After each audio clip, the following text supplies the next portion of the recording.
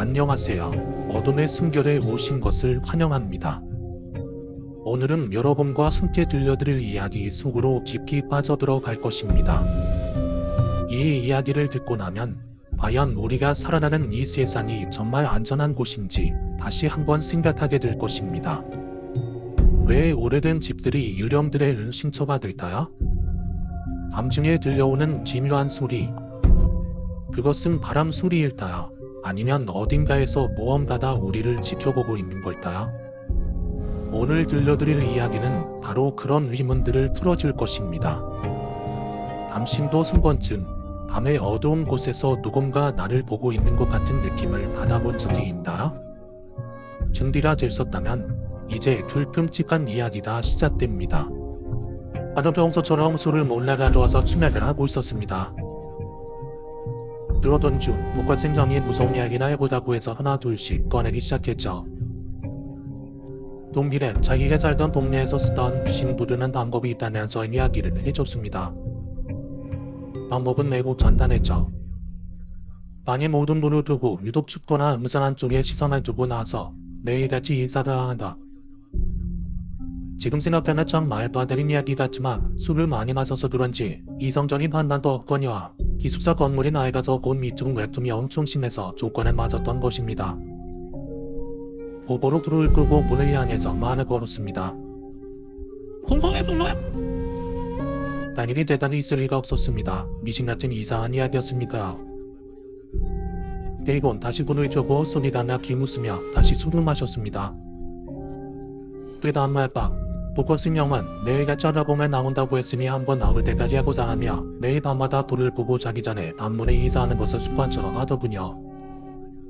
어느 날은 안녕하세요. 다음 날은 안녕하세요. 한번 찾아와 주세요. 그 다음 날은 또 웃었네요. 오늘의 기분이 어떠세요? 이런 식으로 마치 누군가 있는 것처럼 일주일을 넘게 인사했습니다. 독거승 형이 갑자기 얼굴이 산 일에 대해 저희에게 말했습니다. 나 귀신 봤어. 문 건너편에서 이사를 먼저 해왔다는 겁니다. 평소 장난이 많은 아니라 우리에게 장난치는 것이라고 생각했죠. 하지만 형은 무시당했다고 느꼈는지 버럭 화를 내며 저희에게 실망했다고 하더군요. 그 다음날부터는 형은 세상마다 방문을 향해 대화를 하기 시작했습니다. 저희하고는 말도 안 하면서 문을 향해 소곤소곤 말하더군요. 무슨 말하는지 궁금해서 눈을 감고 누워서 자는 척하고 있는데 뭐라고? 쟤 아직 안 잔다고? 그 말을 듣는 순간 심장이 촌놈 내려앉았습니다. 그 말을 남기고 형은 일어서나서 제가 자는 곳에 눈을 돌렸던 모양입니다. 하필이면 저도 그때 눈을 떠서 서로 두 눈이 마주쳤고 형은 마치 원수 보는 것처럼 한동안 째려보더니 휙 하고 나가버렸습니다. 다음날 어제 있었던 일을 먼저 잠들었던 동기에게 이야기해줬습니다. 동기는 덤덤한 성격이라 복같은 형이 취업 준비로 스트레스를 받아 그런 것이니 신경 쓰지 말라고 했습니다.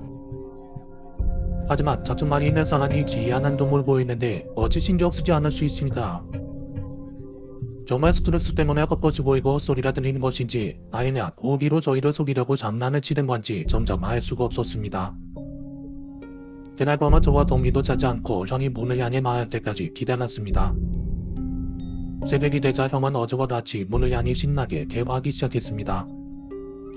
그러다가 갑자기 일어서나서 이란 말을 하더군요. 전 아직도 이 말이 잊히지 않습니다. 그래, 이젠 지겨워. 같이 정할까? 지금 자취하는 게 좋겠어.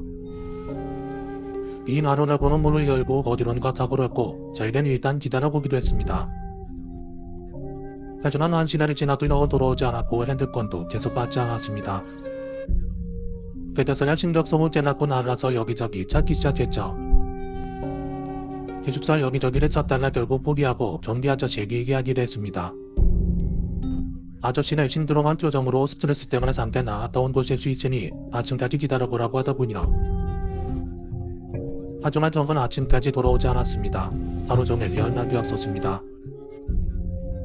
핸드폰 전원이 나가서 받을 수 없는 사태가 되자 저희는 그제야 경찰에 실종 신고를 하게 되었죠.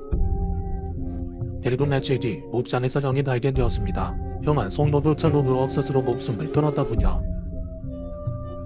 옥상은 잠겨 있어서 들어갈 수가 없었는데 형이 어떻게 옥상으로 간 건지는 알 수 없습니다. 저희는 경찰이 그간 있었던 일을 이야기했지만 저희도 믿을 수 없는 이야기를 경찰도 믿을 수 없겠죠. 하지만 자살이 된 적도 없었고 다른 이상한 점도 없어서 취업으로 인한 스트레스 자산으로 사건을 종결시켰습니다. 그 사건 이후 저는 기숙사로 나오게 되었습니다. 도저히 그 만문을 바라볼 수 없었기 때문이죠. 지금도 가끔씩 자다가 형의 목소리를 듣는 찰떡이기에 원합니다. 형의 마지막 말을 듣고 말렸어야 됐는데 말리지 못한 질치자였을까 아직도 잊히지 않습니다. 저는 아직도 정말 귀신을 부른 건지 자살인지 전 알 수 없습니다. 하지만 소문이나 인터넷으로 떠도는 귀신을 부름의 의미를 아는 사람들을 꼭 말리고 싶습니다. 초등학생 무렵 우리들은 학교 뒷산 깊숙한 곳에 비밀의 기지를 만들었다. 비밀의 기지를 해도 상당히 노력을 들였기에 제법 훌륭했다. 환자 몇 개를 못으로 고정해서 기바람을 막을 수 있는 오두막을 만들었고 방과후에 그곳에서 간식을 먹거나 야한 책을 읽는 듯 마치 우리들의 집처럼 이용하곤 했다. 그곳에서 나는 것은 나와 찜, 질, 그리고 2마리의 개의 정도였다. 초등학교 5학년 여름날 우리는 비밀 기지에서 하룻밤 자고 오기로 결정했다. 도울린에게 각자 다른 친구 집에서 자고 온다고 말해놓고 용돈을 모아서 가이식, 불꽃놀이, 교실 같은 걸 샀다. 오후 5시쯤 학교 정문에서 집 앞에 기산으로 향했다. 산길을 걸어 1시간 정도 거리에 우리들의 비밀 기지가 있었다. 기지 주변엔 2마리의 유리견들이 살고 있어서 그곳에 갈 때마다 우리는 마중 나와줬다. 우리가 도착했을 때는 아직 해가 떠 있었기 때문에 근처 연못에서 낚시를 즐겼고 저녁이 되자 불꽃놀이를 신나게 한 다음 오두막으로 들어갔다. 우리끼리 오두막에 모인 건 이번이 처음이었는데 깊은 산중에서 달빛만 있을 뿐 고요하고 어두웠다. 우리 미리 준비했던 채팅용 전등을 켜고 서로 좋아하는 여자의 이야기를 하며 시시콜콜한 이야기를 나눴다. 하지만 중간중간 밖에서 손본대는 소리나 바스락거리는 소리가 들렸고 그럴 때마다 서로 무슨 소리가 나지 않았냐고 물었지만 날 대수롭지 않게 넘겨버렸다. 그것보다 문제는 오두막 안이 너무 더웠고 혹시나 대체에 봄이 있을 수도 있기 때문에 실수에 걱정이 많아졌는데 반참을 논의한 때째에 산에서 내려가는 것으로 결정했다. 전등불을 의지해 천천히 하산하기 시작할 때 뭔가 이상한 느낌이 들었다. 평소 제게 드나들듯이 왔던 길이 전혀 처음 와본 것처럼 이질감이 들었다. 다들 그런 느낌을 받았지만 서로에게 말하진 않았고 묵묵히 걸어가고 있던 도중 진익이 내 어깨를 꽉 붙잡고는 말했다. 저기 누가 있어. 우리는 순간적으로 제자리에 앉아 전등을 봤는데 가만히 들어보니 확실히 작은 발소리가 들렸다. 분명 사람이 2다리로 숲으로 외치나 나다는 소리였다. 소리가 나는 모습 보니 우리와 30m 정도 떨어진 곳에 누군가 전등을 들고는 산안을 오르고 있었다. 우리들은 처음엔 별로 무섭지 않았다. 되려 소리의 정체가 사람이라는 것에 지금까지 느꼈던 동기포가 사라진 것에 안도했다. 안도감 때문이었을까. 우리들의 어린 마음에 호기심이 채워지기 시작했다. 저거 누구지? 따라가 볼까? 우리가 이렇게 중얼거리자 두 친구는 씩 웃으며 물음에 동의했다. 우리는 이미 희미하니 보이는 전등빛과 숲으로 헤쳐나가는 소리를 의지하며 그 아래서 오면 누군가의 뒤를 따라갔다. 저울 줄 모르는 사람은 20분 정도 산을 오르다 한 장소에서 멈추었다. 우리는 뒤쪽으로 30m 정도 떨어진 곳에 있었기에 성별은 전혀 어떤 상태인지도 알 수 없었다. 희미하게 보이는 사람 그림자를 확인할 수 있는 정도였고 그 사람은 발을 멈추더니 등이 짊어진 자감을 내려 뭔가를 하기 시작했다.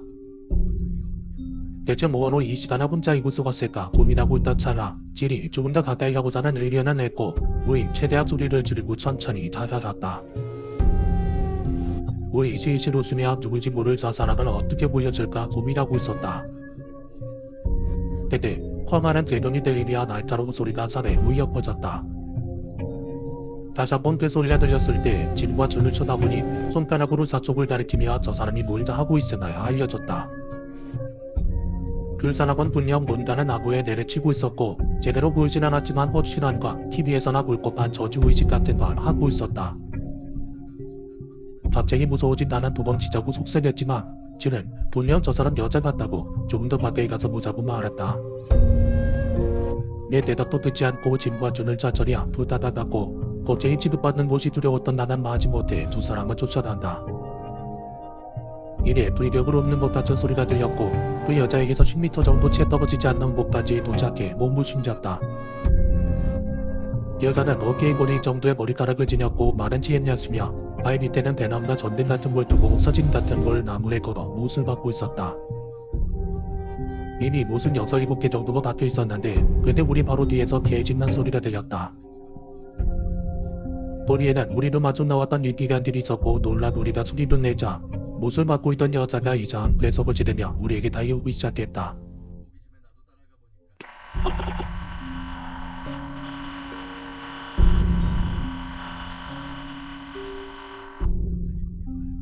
나와 준은 곧바로 일어서 도망치려고 했는데 갑자기 뒤에서 두 분이 다 내 어깨를 잡았고 그대로 쓰러져 버린 뒤 위를 보니 여자가 이를 달며 나를 짓밟고 있었다. 뭘 하려고 할 수 없는 소리를 내며 가슴 쪽을 밟고 있었는데 손에도 쇠망치나 당장이라도 나를 내려 짚었다치 불었다. 아직도 그 여자 얼굴이 쟁쟁히 기억나는데 망아자는 대로 보이는 여자는 이발을 악물고 있었고 몸을 바들바들 떨고 있었다.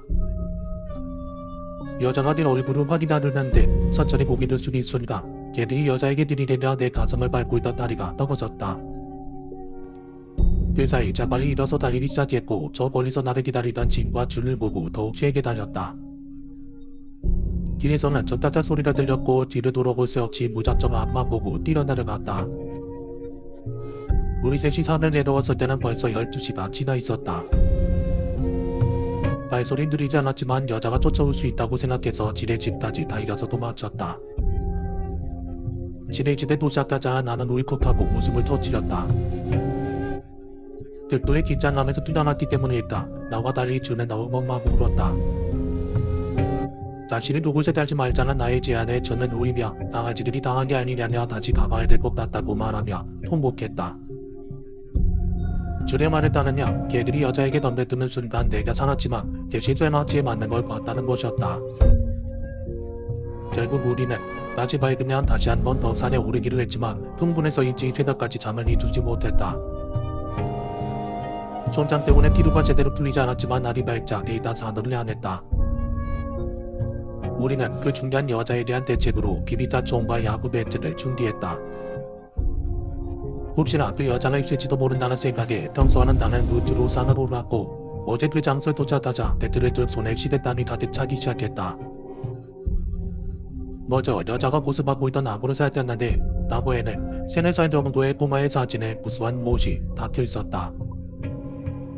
아니 노란 거 그것만이 아니었다. 나무 뿌리 근처에 개 한 마리의 시체가 있었다.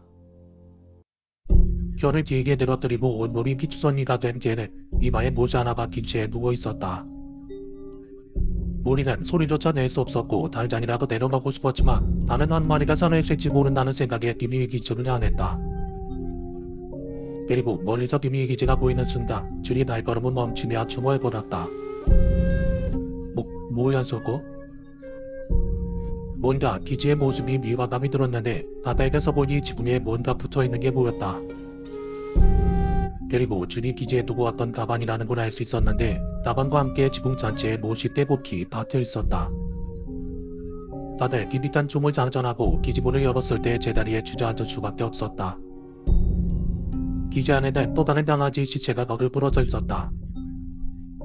그 사이 기지를 들어오다 또다시 할 말을 잃었는데 벽과 바로 바닥에 온통 줄 죽어 라는 글이 적혀 있었다.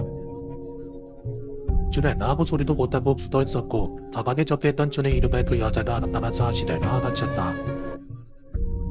게다가 학교 학년 반까지 적혀있었기 때문에 준은 더욱이 울리기 시작했다.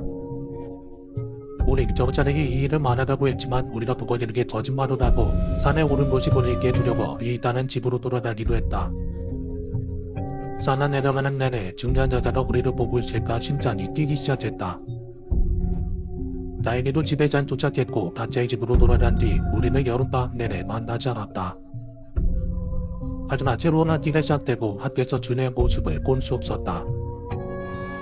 진과 나는 혹시나 그 여자에게 당한 게 아닐까 걱정했고 학교가 끝나자마자 집에 집을 향했다. 제대라니 진의 어머니가 우리를 반겨주셨는데 진의 방문을 여니 저는 침대에 누워 만화책을 보고 있었다. 일 모습에 잠시 안도했지만 아무 없이 있던 줄이 셔츠를 벗자 화들짝 놀랄 수밖에 없었다. 온몸에 돋은 붉은 단적은 너그라도 징그럽게 퍼져 있었고 대개도 무수한 두드러기가 나 있었다. 이거 그 여자의 저주야. 애정아니라고 말했지만 줄의 분위기에 압도된 우리는 정말로 그 여자의 짓이 맞을 수도 있다는 생각을 했다. 다행히 그런 저주는 없다고 입으로 말했지만 다음날이 되어도 여전히 학교에 나오지 못하는 준을 지나다녀 소름이 끼쳤다. 그러던 중 학교에는 기묘한 소문이 돌기 시작했다. 등굣길에 트렌치 코트를 입은 여자가 학생들의 얼굴을 확인한다는 소문. 친구와의 이야기를 나누다 서로 등하굣길에 같이 가지고 벼쳐가고 한동안 같이 다니다 같은 반 친구 나이트와 서사티라 같이 하교하는 날이었다. 그때까지 중요한 여자를 만나지 않았기 때문에 경계심이 거의 사라진 무렵이었는데 그날은 달같이 놓이기 위해 평소와 다른 길로 가고 있었고 이게 파편이 되었다. 어나? 저 여자 그 트렌치 코트 여자 맞지? 순간 그쪽을 쳐다봤는데 정말로 앞쪽에 트렌치 코트를 입은 여자다. 단손에 등에 보호줄을 들고 고개를 푹 숙이고 서 있었다. 진도 나는 서로에게 눈 마주치지만 않는 말을 하고는 천천히 앞으로 향했다. 그리고 그 여자와 5m 정도 거리가 되었을 때 그 여자는 고개를 들어 우리의 얼굴을 쳐다봤다. 여자는 곧바로 가슴팍을 쳐다보며 명차로 확인했고 나는 고개를 숙인 채 듣기만 했다. 분명 그 여자는 그날 우리와 조부했다. 중요한 여자나 맞았다. 여자를 지나쳤을 무렵 옆에 있던 나라토가 저 아줌마 뭔가 눈빛이 이상하다는 말을 하자 나도 모르게 고개를 돌렸고 그대로 여자와 눈이 마주쳤다. 무두정한 얼굴에서 나를 보고는 금세 기분 나쁜 미소를 지었고 나는 태어나서 수억으로 바지 오줌을 지렸다. 쟤는 그대로 나를 붙잡았고 우리는 달리기 시작했다. 제과는 완전히 다들하냐고로 달리며 당장 정찰에게 달려가자며 열심 달리기만 했다. 평상시라는 20분이면 될 거리를 거의 1시간 동안 돌아서 갔고 우리를 맞이해주는 젊은 정관에게 그날 밤 있었던 일을 모두 시중했다. 대충 이야기가 끝나자 정관은 우울한 표정으로 부모님에게 이야기했냐고 물었다.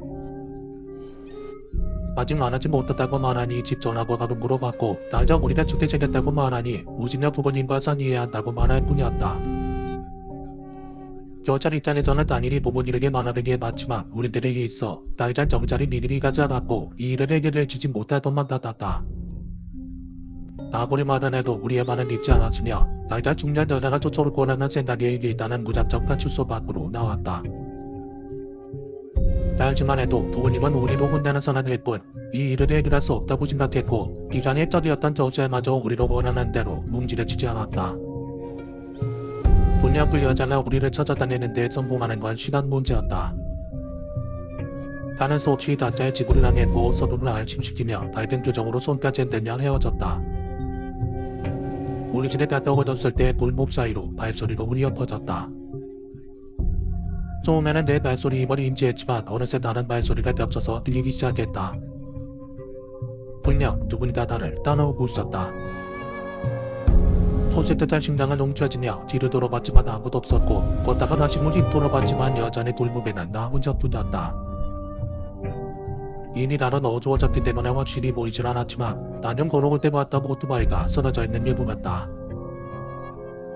달빛만으로는 확신할 수 없었지만 분명 오토바이 옆에 누군가 주저앉아 있었다. 아니, 누군가 숨어 있었다. 그리고 코트를 입고 있는 게 눈에 들어왔다. 그 순간 몸이 부덕올랐는데 패닉에 빠진 상태에서 속으로 그 여자가 왔다가는 말나 되뇌이며 본능적으로 달리기 시작했다. 정말 필사적으로 미친듯이 숨도 쉬지 않고 달렸다. 달달 집 안으로 들어가는 우리 집을 들킬 것이라는 생각에 옆에 있던 집은 무시하고 골목길 사이로 달려나왔다. 그렇게 지리적으로 골목길에 달리다 천천히 몸을 세워 뒤를 돌아봤다. 더 이상 발자국 소리도 들리지 않았고 그림자도 보이지 않았다. 집 근처에 다다랐을 때도 집안에 경계하며 우리 가족만 안에 열쇠를 숨겨둔 장소에서 열쇠를 꺼내 집으로 들어갔다. 부모님 쪽은 모두 일에 갔었기 때문에 집안이 어두웠는데 불을 켜려고 하자 현관문 앞에서 소리가 들렸다. 불진난한 유리가 띄워진 현관문에 누군 다 서 있는 게 보였다. 문을 사이에 두고 1m도 안 되는 거리에 중단되어 자다 있었다. 몸은 아예 움직일 수도 없었고 어두운 집안을 들여다보는 여자의 모습만 보고 있었다. 숨을 쉬는 것인지 못 쉬는 건지도 모를 정도로 정말이 험했다. 유리 너머로 서서히 여자의 움직임이 보였고 여자는 판을 들어 문고리를 돌리기 시작했다. 문을 잠궈 놨던 자식가 문이 열리지 않자 이제는 귀를 문에 대고 안쪽의 소리를 들으려고 했다. 여전히 내 심장의 구동 소리는 몸이 전체에 울려 퍼졌고 나는 말마디 비명도 지르지 못했다. 한참을 뒤를 대고 있던 여자는 조금씩 그림자나 사라지려 힘에 사라졌다. 하지만 여전히 안심할 수 없었고 분명히 이 근처에 있을 거라는 확신이 들었다. 불도 멈추고 거스르고 한 나는 전화기를 들어 지네 집에 전화를 걸었다. 전화를 받자마자 그 여자가 집에 왔다고 제가 도와달라고 말했고 지네 출구에 따라 거실부터 밖으로 연결된 창문을 모조리 잠그기 시작했다. 그리고 화장실 창문을 잠그려던 그때 저러던 불로 인해 밖이 환하게 보이는 창문 밖으로 도로뱀처럼 붙어있는 중년 여자를 발견했다. 또다시 숨을 멈추고 기절할 것 같은 정신을 붙잡으며 그 자리에 멈춰버렸다. 저쪽에서 안이 보이는 걸까? 지금 불을 켜면 전날자도 들어오려고 하지 않았다? 온갖 생각과 더불어 공포심이 절전에 치닫았다. 날벼과 똑같이 중년 여자는 서서히 멀어졌고 그 와중에 진에게서 전화가 왔다. 경찰에 신고를 냈고 우리 집 근처에 수상한 사람이 있다고 전했다는가. 전화를 끊고 나서 집에 불도 쬐지 않고 부모님이 오시니 마늘 애타게 뛰쳐났다. 그리고 부모님이 오셨을 때 그날 밤 있었던 일과 오늘 있었던 일을 모두 말씀드렸다. 부모님은 나를 꾸짖지 않으셨는데 그대로 경찰에 전화를 걸어 10분 정도 뒤에 경찰이 우리 집으로 찾아 들어왔다. 경찰에게 다시 한번 그날 있었던 일을 말했고 지산에도 경찰들이 출동하기에 이르렀다. 그리고 그날 나는 몇 년 만에 처음으로 부모님과 같이 잠을 잤다. 다음날 아침 학교에 가려고 했지만 어머니는 오늘 학교에 가지 말라고 했고 함께 집에 머물며 그 여자가 촛불에기만을 기다렸다. 어째서인지 어머니는 중년 여자에 대해 하나도 묻지 않으셨다. 그렇게 시간이 흘러 점심 정도가 되었을 때 갑자기 밖에서 누군가 창문에 돌을 던졌다. 나는 분명 그게 진이일 거라고 생각했다. 그 전에도 초인종을 누르는 대신 돌을 던져서 우리끼리 신호를 주고받았기 때문이다. 하지만 이내 어머니의 비명소리가 들렸고 밖으로 나가보니 창문 근처에 보라색 액체가 하나 앉아 있었다. 나는 뭐가 어떻게 된 건지 몰라 어머니에게 무슨 일이냐고 물었는데 아무 말 없이 담장 쪽을 다리끼 된 걸 따라나다가 죽은 개구리들의 시체를 발견했다. 분명 그 여자의 짓이다.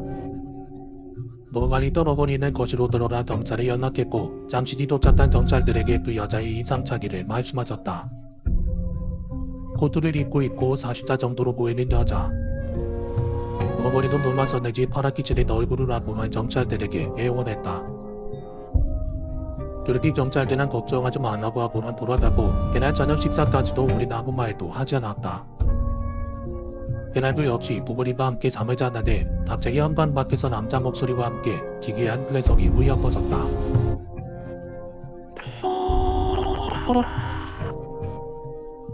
분명 들어본 적 있는 소리, 그 여자의 목소리였다. 그 소리를 듣자마자 다들 잠자리에서 일어났는데 밖은 여전히 시끄러웠으며 얌전히 있으라는 말이 들리자 그 여자가 작가슴을 찢어냈다. 어머니와 나를 못 나오게 한 아버지는 잠시 뒤 다시 집으로 돌아가 나에게 그 여자의 이상차기를 확인해줄 수 있겠다고 물으셨다. 그 순간에 그 여자네 밖에서는 여자의 목소리가 들렸는데 언제까지 나를 괴롭히려고 하냐는 이해할 수 없는 말이 들렸다. 아버지와 함께 밖으로 나는 나라 무서워서 고개도 제대로 못 들다가 아버지의 부탁에 비로소 그 여자의 얼굴을 볼 수 있었다. 땅바닥에 얼굴을 대체 나를 돌아보던 그 여자의 눈은 아직도 잊을 수가 없다. 그날 산에서 본 여자가 맞다는 내 대답에 여자는 나와 미주먹으로 체포한다는 여자에게 수박을 치웠다. 그리고 그 여자가 방금까지 하고 있었던 일은 알게 되었다. 우리 집 문 앞에는 휘발유가 뿌려져 있었고 신문지와 라이터가 놓여 있었다. 무엇보다도 소름 끼치는 건 신문지 옆에 나무판이 하나 있었는데 그곳에는 내 이름이 깊이 새겨져 있었다. 만약 경찰이 여자를 발견하지 못했더라면 우리가 타 죽었을 것 생각하니 또다시 공포가 밀려들었다. 그렇게 여자는 경찰서로 끌려가고 나중에 경찰에게 들은 이야기다. 나는 동해에 살고 있던 중년 여자는 2년 전 교통사고로 남편과 아들을 잃었고 정신분야증과 함께 정서 불안이 오며 그 동네에서 말썽이 많았다고 한다. 문제는 그 교통사고가 갑자기 튀어나온 여자아이 때문에 발생했던 건데 그 여자아이의 사진을 들고서 산 위에서 저주를 퍼붓고 있었던 것이다. 매번 그 여자아이를 쫓아다니는 바람에 그 집에서도 치를 떨고 있었다고 말이다. 하지만 사고 발생의 원인인 건 맞기 때문에 그쪽 보고도 매번 신고는 하지 않았다는 것이다. 그러나 그런 이야기를 듣고 있음에도 그 여자에게 동정심 같은 건 생기지 않았다. 너무나도 고사됐던 그 여자의 진력을 너무 잘 알기에 무엇보다도 경찰도 인정하는 정신분열 때문에 혹시나 석방되는 것이 아닐까 걱정이 우선났다. 만약 석방된다면 나는 또다시 그 여자를 피해 살아야 하는 것이다. 언제 어디까지나도 날 쫓아오다나 얼마나 버틸 수 있을까. 나는 경찰의 말에 오히려 안도감보다는 절망감이 되었다. 제가 고등학교 2학년이던 1999년의 일입니다. 저는 공부에 영 취미가 없어서 영화 게임에 빠져 살고 있었죠. 그런 저를 보던 어머니가 저에게 기숙학원에 들어가는 것이 어떻겠다고 제안하셨습니다. 공부를 전혀 좋아하지 않았던 저로서는 기숙학원 같은 건 전혀 들어가고 싶은 생각이 없었죠. 그런데 그 순간 어머니께서 제게 30만 원을 내미셨습니다. 기숙학원에 다녀오면 준다고 말이죠. 겨우 30만 원과 방학을 바꾸기라 극단한 생각이 되긴 했지만 돈이 눈에 던지라 그 제안을 받아들이기로 했습니다. 그야에 저는 안하에 있는 어느 기숙학원에 들어가게 되었습니다. 하지만 공부를 전혀 좋아하지 않았던 만큼 수업은 밥 먹듯 빠지고 몰래 숙소로 도망쳐 낮잠만 자리에 있으렸습니다. 당시 그 학원의 숙소는 총 3개였는데 2층 침대를 쭉 이어 붙여놓은 부주였습니다. 제 자리는 그 중에서도 가장 안쪽이 2층 침대였죠. 그러고 어느 날이었습니다. 저는 평소처럼 제자리에서 낮잠만 즐기다 문득 잠에서 깨어났습니다. 그런데 뭔가 기분이 이상했습니다. 말로만 듣던 잔이에 눈인 겁니다. 저는 움직이지도 못하고 말소리도 못 내면서 눈만 뜨고 있었습니다. 아, 이런 게 바로 가을구나. 근데 어떻게 이리 다 풀리지? 바로 그 순간이었습니다. 갑자기 또벅또벅 하고 밖에서 발자국 소리가 들려왔습니다. 순간 저 발자국 소리의 주인공이 날개 오난 내가 죽겠구나 하는 공포감이 밀려왔습니다. 그 순간 문이 띠익 하고 열리더니 파란색 원피스를 입은 머리가 긴 남자가 들어왔습니다. 저는 분명히 남자 숙소에서 자고 있었는데도 말이죠. 너무 무서웠던 저는 눈을 반대쪽으로 돌렸습니다. 그런데 허가 걸어오고 술제 사다리를 밟고 2층 침대로 올라오는 소리가 들리는 겁니다. 옆으로 다시 눈을 돌리니 그 여자가 저에게 걸어오고 있었습니다. 2층 침대를 쭉 붙여놓은 구조여서 침대가 20개나 붙어 있었거든요. 가위로 못 풀면 죽는 건가 싶은 생각이 들어서 온 힘을 다해 몸부림치기 시작했습니다.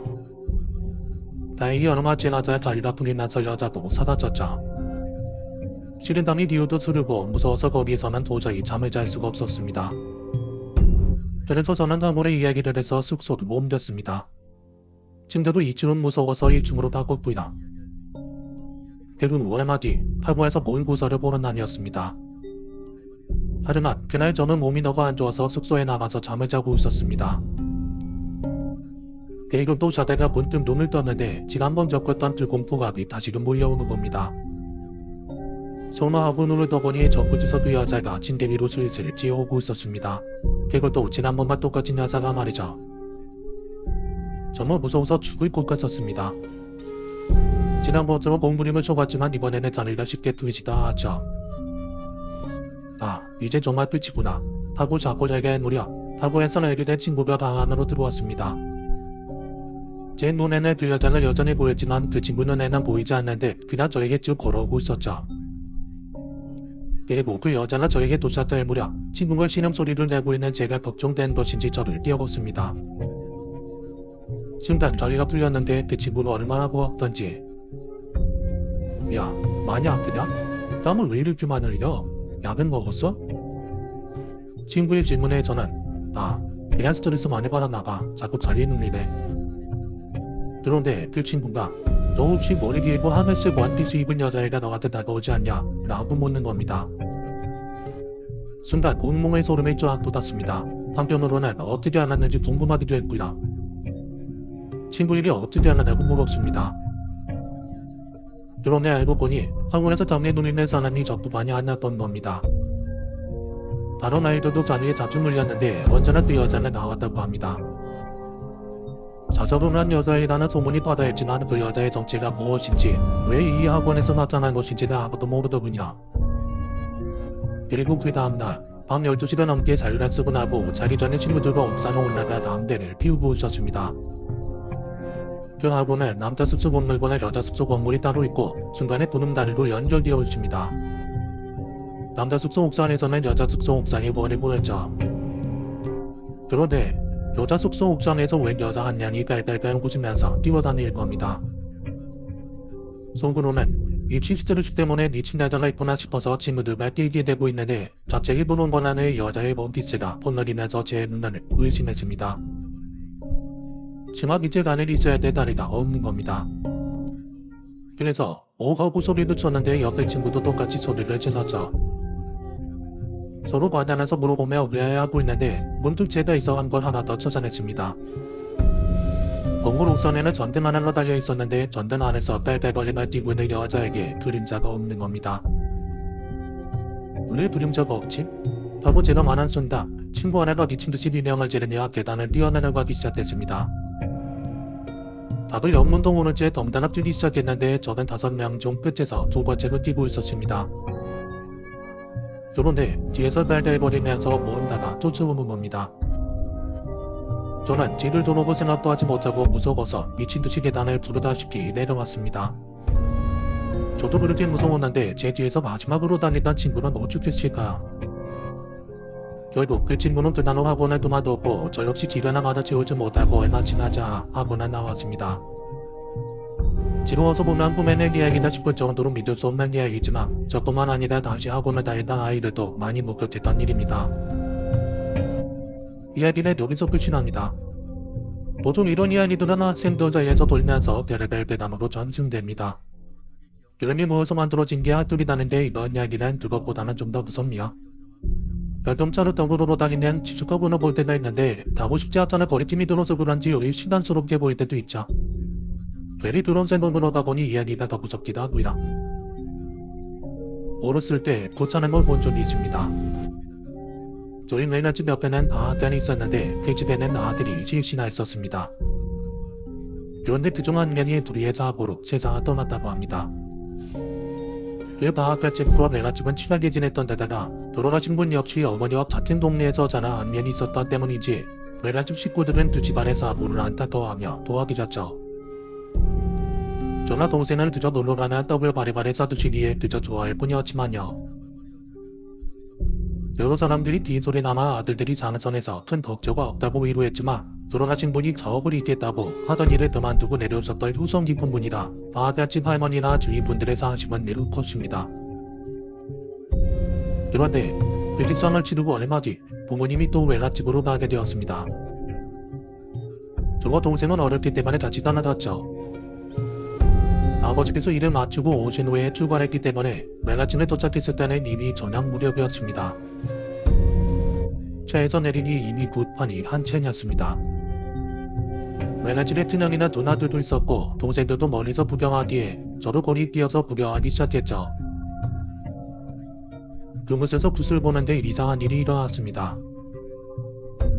도통 붓을 하다 보면 홈 번지기라며 쟁반에 받아놓은 물에서 머리카락을 던지는 것은 하지 않습니다. 그것은 내게 모여 접시를 한다고 하고요. 그런데 무단히 계속 제때안나서 머리카락을 건지지 못하는 겁니다. 주변에서는 엄청나게 수군대기 시작했죠. 무단히 영험하지 않은 기다. 계속 안 건져지는데 어쩜 디러?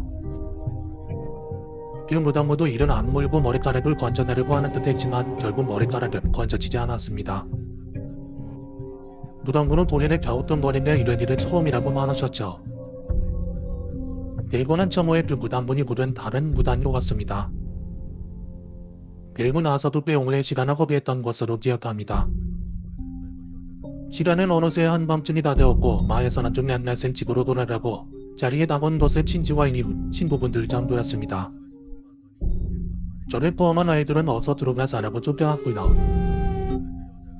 그런데 잠을 청하지 한참이 지날 무렵 닷같이 소란스러워지기 시작했습니다. 웅성거리고 수군대는 소리가 점점 커졌죠. 그리고 파란 바지 흘리노마 여기 니도 있으면 안 되는군요. 라는 단아한 할머니의 목소리가 들려왔습니다. 낮을 처음 듣는 할머니의 암짜진 목소리였죠. 저와 동생은 방 안에 있었지만 너무 무서웠던 탓에 그날 밤을 꼬박 새고 말았습니다. 다음날 단단하게 아침을 먹고 내가 집에 모였다 식구들은 모두 집으로 돌아갔습니다. 어째서인지 어른들의 표정은 하나같이 어두웠죠. 저는 차를 타고 돌아오다가 아버지께 무슨 일이 있었냐고 여쭤봤지만 눈물이 빠지도록 혼만 났습니다. 그리고 나중에 명절이 되어서나 배삼촌에게 자세한 이야기를 듣게 되었습니다. 구순하게 된 이유가 마을 어르신 덕분이 낙주를 드시고 방앗간을 지나가시다 죽은 다학단집 아들이 다학단 앞에 앉아있는 걸 보셨다는 겁니다. 마을에 이상한 소문이 계속 돌자 이장님과 마을 어르신들이 직접 굿을 차려주셨던 겁니다. 재려봤던 굿이 바로 그 굿이었던 거죠. 그리고 그날 다른 무당이 와서 아첨을 합니다. 갑자기 정부인들이 가리키면 뭐라 알아들을 수 없는 이상한 말을 외쳤다고 합니다.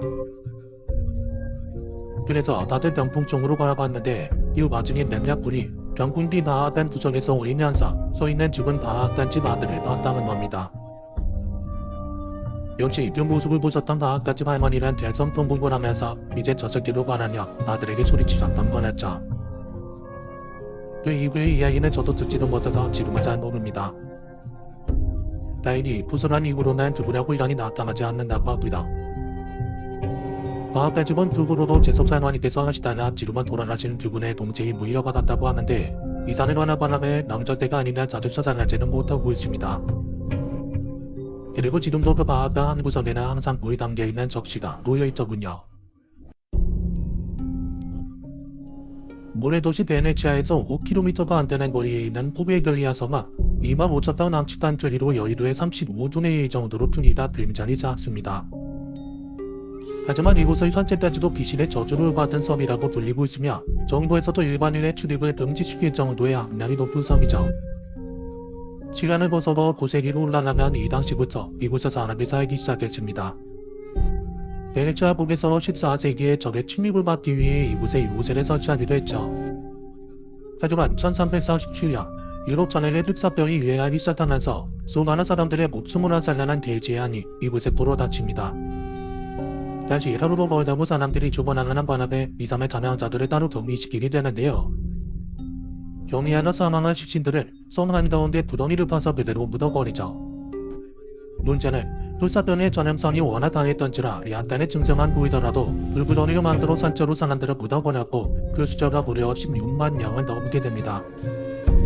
그런데 이후 사나우들 사이에서 이상한 소문이 돌기 시작합니다. 이곳 섬에서 귀신을 봤다는 사람들이 우후죽순으로 생겨나기 시작했고 이 조모섬에 16만 명이 묻혀있다 보니 그나마 쉽게 사드나 결제하죠. 그러다 1922년에 포베리아의 한 정신병원이 들어서게 됩니다. 처음에는 별일 없이 병원이 운영을 되었지만 시간이 지나면서 기이한 일들이 벌어지기 시작하죠. 병원에 입원한 환자들이 속속들이 죽어나가는 겁니다. 이때만 해도 이곳에도 주민들이 있긴 했는데 섬 외부에 있는 사람들한테까지도 소문이 돌 정도로 수많은 환자들이 죽어버렸죠. 이미 수백 년이 흐른 시점이었지만 여전히 귀신의 섬으로 불리던 이곳에는 또다시 괴담이 돌기 시작합니다. 저도 보던 의원원들이 환자들을 괴롭혀 사람들이 죽은 곳이라면 소문이었는데요. 그러다 갑자기 정신병원 원장이 울산에서 투신해 죽는 사건이 발생합니다. 주민들은 이 또한 귀신들의 소행이라고 주장했는데 알고 보니 원장이 환자들을 사는 대로 산치시러 보냈던 게 드러납니다. 정신병원 치료 후 그 원인을 찾겠다며 환자들을 산치로 수험했는데 그러다 죽은 환자들이 생기면서 그간 수많은 사람들이 죽었던 겁니다. 원장이 죽자 그 사실이 수면 위로 드러났던 거죠. 그런데 현장에서 원장의 죽음을 목격하는 간호사가 섬뜩한 징후를 합니다. 원자리 떨어지는 순간 즉사하지 않았는데 죽는 순간까지 하얀색 안개가 들에 감싸고 있었고 심지어 목을 조르는 형상을 하고 있었다고 말합니다. 즉 원전은 스스로 목숨을 버린 게 아니라 귀신의 소임으로 죽었다는 증언을 한 겁니다. 이 사건이 눈에지면서 일명 과학자들이 사건을 파헤치기 시작하죠. 그리고 이것은 절대 귀신의 소임이 아니라고 공식적으로 발표합니다. 이미 수백 년이 흘렀지만 여전히 테스트되는 땅속에 존재했으며 실제 나타고 남은 잿더리가 미지한 먼지가 되어서 만에 돌고 있었다는 거죠. 그리고 간호사는 어떤 하얀 안개 또한 이 먼지들이라는 주장을 합니다. 또한 이 먼지들은 흑사병에 감염되게 만드는데 병원 원장 또한 피부에 증상이 나타나 있었고 그로 인해 정신이 온전치 못했다는 겁니다. 하지만 이미 귀신 때문이라는 소문이 많이 돌았던 상황이라 주민들은 그대로 성을 떠나기 시작합니다.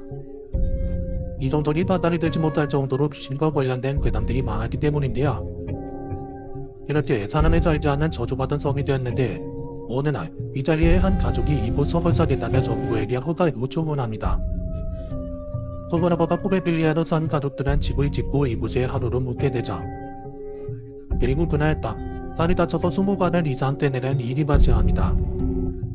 문제는 딸이 만약에 자신이 란에 돌아다니고 있는데 어제 잠깐 암장을 나타났고 자세히 보니 온몸이 썩어 있었고 노곤노곤하는 바람에 다쳤다는 거였죠. 다행히 이 소문도 빠르게 퍼져나갔는데 보트로 타고 이곳 주변을 순찰하던 경찰이 선 안에서 비명 소리들이 들린다는 보고를 했던 기록도 있습니다. 1968년에 잠시 농업용지로 사용되었지만 현재는 그 누구도 살지 않는 버려진 섬이 되었습니다. 그리고 아직도 주민들은 이곳에 오늘 이야기는 여기서 끝이지만 과연 그것이 진짜 뜻일까요? 어쩌면 그 어두운 그림자들은 여전히 우리를 지켜보고 있을지도 모릅니다.